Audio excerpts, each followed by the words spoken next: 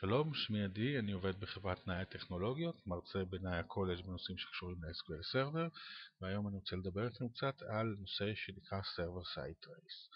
אז מה זה בעצם Server Side Trace? כולנו מכירים את הפרופיילר שהוא כלי באמת מצוין, מאפשר לנו לראות מה בעצם רץ על השרת, אנחנו יכולים לבחור איבנטים שמעניינים אותנו, RPC Completed, Batch Started, Deadlock Graph וכדומה. אנחנו יכולים לסנן, לא להריץ לי את כל הפרוצדורות שרצות, אלא פרוצדורות שמגיעות מאפליקציה מסוימת, או אם אני רוצה פרוצדורות שיוזר מסוים מריץ, או דברים שמגיעים לי דווקא מפרוסס ID מסוים. אנחנו באמת, יש לנו הרבה אפשרויות לראות מידע על מה שרץ לי על השרת, דברים מסוימים שרצים לי, איבנטים מסוימים עם סינון מסוים וכדומה. כלי מעולה שאני לא חושב שיש DBA שלא משתמש בו. מה בעצם נותן לנו Server Side Trace? בדיוק את אותו דבר. כלומר, את אותם איבנטים שיש לי בפרופיילר, יש לי ב-Server Side Trace. את אותם סינונים שאני יכול, אותם פילטרים שאני יכול להגדיר, אני יכול להגדיר ב-Server Side Trace. ההבדל אחד אבל מאוד גדול, Server Side Trace לא משתמש בגוי. כלומר, אם לפרופיילר יש גוי שהוא מאוד נוח ומאוד מצוין, Server Side Trace אנחנו צריכים לכתוב סקריפט, אנחנו מריצים את הסקריפט במנג'מנט סטודיו, ובעצם נוצר לנו איזשהו Server Side Trace. הנתונים, בניגוד לפרופיילר, בפרופיילר אנחנו רואים את כל הנתונים ישר על המסך בצורה אינטראקטיבית. ב-Server Side Trace הנתונים בעצם נרשמים לנו לתוך קובץ, ולאחר מכן אנחנו צריכים להסתכל על הקובץ. אפשר לפתוח אותו באמצעות פרופיילר או באמצעות פקודות SQL, אבל הם לא ירשמו לנו, יראו לנו בצורה אינטראקטיבית על המסך. נשאלת השאלה מן הסתם, למה בעצם אני צריך את זה? כלומר, אם הוא נותן לי בדיוק את אותם דברים שנותן לי הפרופיילר, למה אז בעצם יש גם Server Side Trace, ולמה אני אומר שלפעמים שווה להשתמש בו?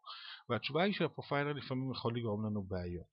פרופיילר בעצם יכול לפעמים לגרום לשרת לרוץ יותר לאט. מי שלא מכיר את הבעיה הזאת ולא מכיר את הנושא הזה, הוא מוזמן לראות סרט אחר שלנו, של פרופיילר לעומת Server Side Trace, ששם ממש יש הדגמה עם שאילתה מסוימת, שאנחנו רואים שכשאנחנו מריצים אותה יחד עם הפרופיילר, היא רצה בערך פי 4-5 יותר לאט מאשר בלי פרופיילר, וכאשר אנחנו עושים את זה עם Server Side Trace שתופס בדיוק את אותם דברים, יש עלייה עדיין, אבל של 10% בערך מהזמן ריצה של השאילתה, ולא פי 4-5 כמו שהיה עם הפרופיילר. אז זה בעיה רצינית אחת שיש. יתרון נוסף שיש, אם לפעמים אני רוצה שיהיה לי טרייס שירוץ בשעות מסוימות, נניח בין 3 ל-3:30 בלילה, כי אני רואה שלפעמים יש שם בעיות ואני רוצה לראות מה רץ בשעות האלו, מאחר ש-Server Side Trace זה סקריפט, אני יכול להריץ את זה בג'וב שירוץ לי בין 3 ל-3:30 ולתפוס את מה שקרה.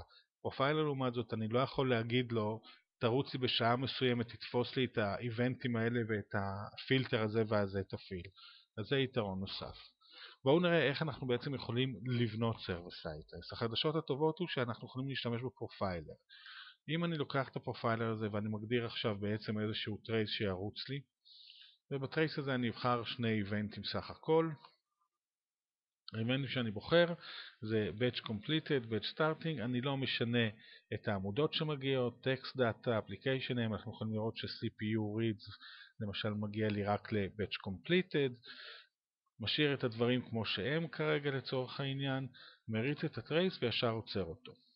נכנס לפייל, Export, Script Trace Definition, וכאן יש לנו for SQL 2005 עד SQL 11, בעצם עכשיו הוא יוצר לי סקריפט שבונה לי בדיוק את אותו טרייס. אני אקרא לו Trace Demo, סקריפט, שומר אותו, וברגע הזה יש לי סקריפט שאני צריך להכניס לו עכשיו שינויים מאוד מאוד מינוריים, אבל רוב הסקריפט מוכן. מרגע זה אני יכול להשתמש ב-Management Studio. בואו נפתח את הסקריפט שיצר לנו. דבר ראשון אנחנו רואים פה במהירות, Created by SQL Server 2012 Profiler, זה באמת הסקריפט שנוצר, והסקריפט הזה יגרום לנו ל-Server Side Trace. בואו נעשה מעבר מאוד מהיר להסביר קצת את הסקריפט הזה. דבר ראשון שהוא עושה, SP Trace Create, בעצם הוא יוצר לנו את הטרייס שלנו, מקבל בתור פרמטר את הטרייס ID וממשיך להשתמש בו בשלבים מאוחרים יותר. אני תכף אחזור ל-SP Trace Create, אני רוצה להמשיך עם שאר הסקריפט, להסביר אותו, ואחרי זה נחזור ל-SP Trace Create.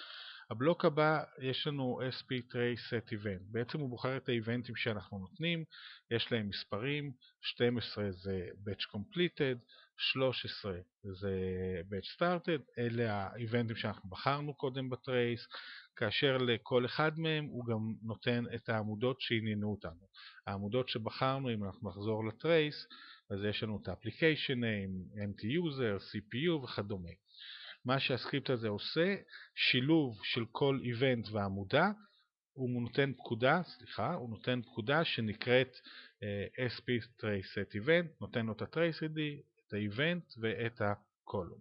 למשל קולום 9, שאני לא זוכר מה, הוא חוזר בשניהם, גם באיבנט 13 וגם באיבנט 12. אחרי שהוא גומר להגדיר את האיבנטים ואת העמודות שאנחנו רוצים לראות, הוא בעצם מגדיר לנו את הפילטרים. אנחנו לא הגדרנו פילטר, אבל באופן דיפולטיבי יש פילטר שלא יראה לנו דברים שקשורים לפרופיילר, אז אנחנו רואים SP Trace Set Filter SQL Profiler עם איזשהו גויד, וכשהגענו לשלב הזה בעצם הוא גמר את ההגדרה של הטרייס. הדבר היחיד שנשאר לו זה להפעיל אותו, SP Trace Set Status, הטרייס ID שהוא קיבל, מפעיל את הטרייס. בואו נחזור קצת למעלה, כי אנחנו צריכים לעשות שינויים מאוד מינוריים לטרייס שעליהם אנחנו נדבר. קודם כל, כמו שאמרנו, Server Side Trace הוא מכניס נתונים לקובץ. גודל מקסימלי של קובץ אנחנו מגדירים, להשתמש במשתנה שנקרא Max File Size, פה אנחנו מגדירים. הוא יכול להיות, הוא מוגדר, במגה-בייט, ואנחנו יכולים לתת איזה מספר שאנחנו רוצים. אני לרוב לא אוהב להשתמש ב5, בואו ניקח סתם לצורך הדוגמה 40. מה שזה אומר שהקובץ שיהיה לי, הגודל המקסימלי שלו יהיה 40. בואו נסתכל מה קורה עם SP Trace Create. אמרנו Trace ID זה בעצם ה-ID של הטרייס, שהוא בעצם output לכל טרייס. יש ID משלו, יוניקי, ואחרי זה שהם משתמשים בפקודות שמשנות את הטרייס או מנהלות את הטרייס, אנחנו צריכים לתת לו את ה-ID. אז זה דבר ראשון, הוא output, ואנחנו רואים שהוא גם משתמש בו בהמשך הסקריפט. הדבר השני שיש כאן זה פרמטר שנקרא Option, זה אומר איזה אופציות, איך אני רוצה שהטרייס יהיה.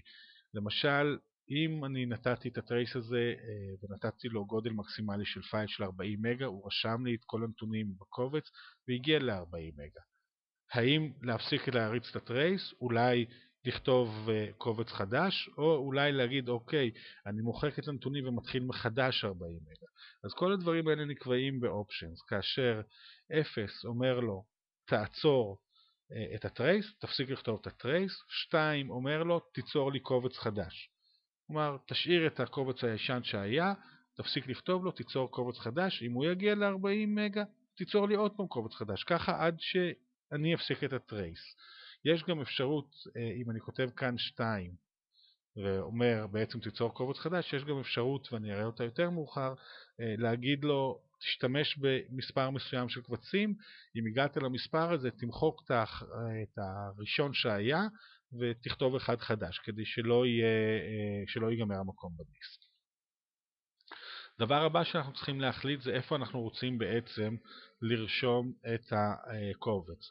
אני בדוגמה הזאת אומר לו בספריית Trace Demo, אני רוצה שזה יקרא Trace Data הקובץ, הוא יוסיף לי לבד .trc. הדבר הבא שמוגדר לו כאן זה הגודל המקסימלי, בדוגמה שלנו זה 40, מה שאני קבעתי כאן, שוב כל אחד יכול לשנות, ופה יש לנו null, אנחנו יכולים להגיד שאנחנו רוצים שהקובץ שלנו, הטרייס שלנו, יפסיק לרוץ בנקודת זמן מסוימת. אם זה משהו שאני רוצה, אני פשוט במקום null כותב את התאריך והשעה שבו אני רוצה שהטרייס באופן אוטומטי יפסיק לרוץ, אלא אם כן כמובן אני מפסיק אותו לפני זה, אבל בהנחה שלא הפסקתי אותו, שהוא יפסיק לרוץ.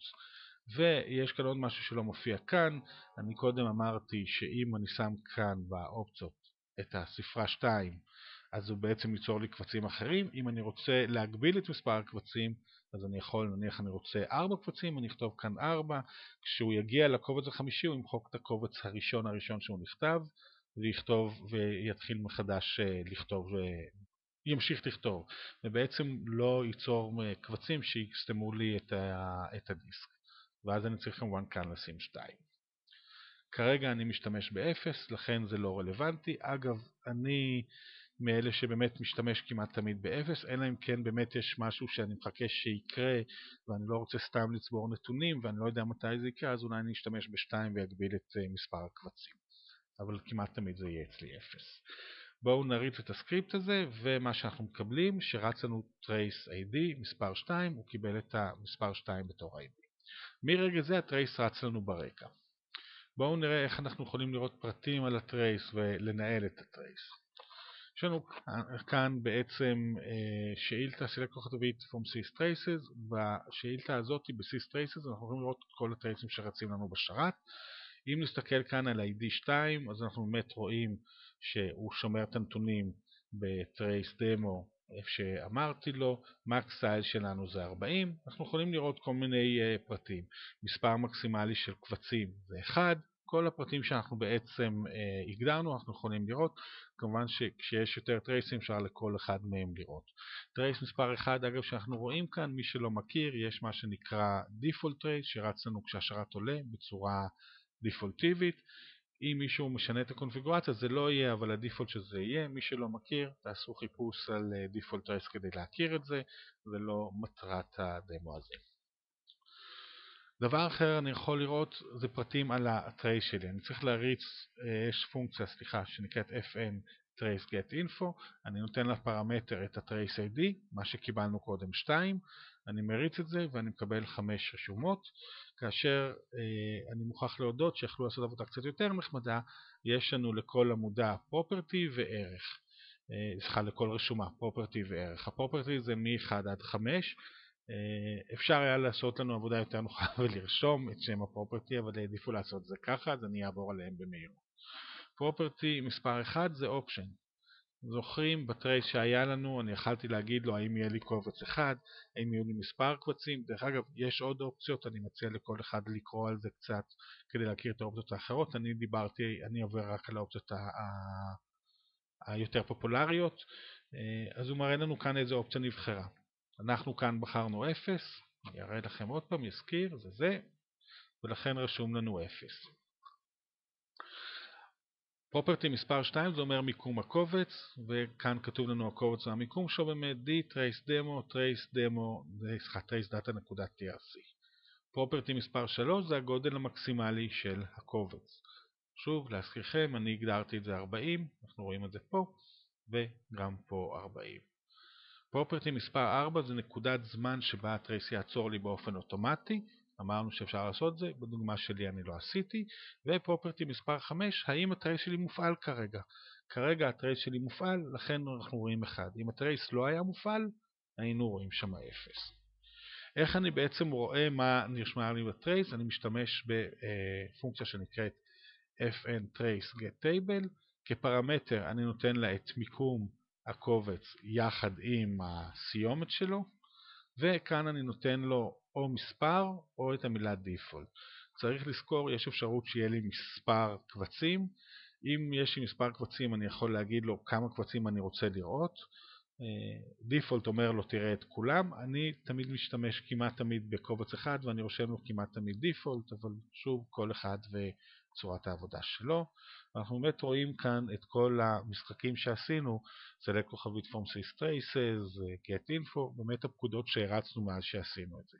אם אני אפעיל כאן איזשהו משפט select get date איזשהו statement, אז אנחנו אמורים גם לראות את זה עכשיו כשאנחנו נסתכל פה. פקודות האחרונות, בואו נראה, אנחנו רואים כאן כשהוא התחיל וכשהוא הסתיים וכן הלאה.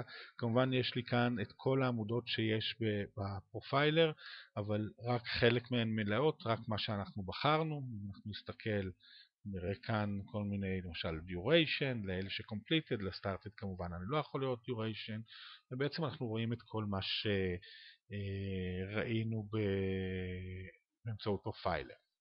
אם אני רוצה לעצור את הטרייס שלי, אז אני משתמש ב-sp set trace status, אני מעביר לו את ה-id, Ctrl Z, אני מעביר לו את ה-id, שזה 2, ואחרי זה מה אני רוצה שהוא יעשה. 0 זה אומר להפסיק לרוץ, 1 זה אומר להתחיל לרוץ, ו2 זה אומר להעיף את הטרייס לחלוטין, למחוק אותו. אני כרגע הופך את זה ל-0, לפאוז, זה בעצם בדיוק כמו שאני לוחץ על פאוז בפרופיילר, ועכשיו למשל אם אני אריץ את המשפט הזה select get date as no show, אנחנו כבר לא נראה אותו בתוך הטרייס. בואו ניכנס, נסתכל על הדברים האלה, וכל מיני דברים שרצו לנו גם ברקע, ויש לנו כאן את ה-exact sp trace את סטטוס 0, ואנחנו רואים שבאמת הסלקט שלי לא נמצא יותר. דבר האחרון שאנחנו יכולים לעשות זה גם למחוק אותו מהזיכרון. כלומר, אם אני רוצה להמשיך, אז אני עושה כאן 1, הוא ימשיך. בואו נעשה את זה, אתם יודעים מה, ונריץ עוד פעם את הסלקט הראשון של show statement כתוב. נסתכל, נוכל לראות שזה באמת חזר. יש לנו כאן פתאום עוד פעם את הסט סטטוס וה-get date. ואם אני רוצה למחוק אותו, אני צריך לשים כאן 2. אבל אם הוא מופעל הוא לא ימחוק לי את ההגדרות, אני חייב קודם כל לעשות פאוז, ואחרי שהוא בפאוז והוא לא רץ, אם אני עושה 2, אז עכשיו נמחק לי בעצם הגדרות הטרייס. אם אני אסתכל פה ואני אנסה להריץ את fn trace get info, הוא כבר לא יביא לי רשומות. הקובץ עצמו עם כל הנתונים כמובן נשאר, הוא לא נמחק, אחרת זה היה די חסר תוחלת. ואני יכול לראות את הקובץ ובעצם לעשות מחקר על מה שבעצם תפסתי, מה שבעצם אנחנו רגילים לראות באמצעות הפרופיילר. כעיקרון אפשר לפתוח אגב את הקובץ הזה גם באמצעות הפרופיילר, גם באמצעות fn trace get table, מה שהרבה אנשים כולל אני עושים.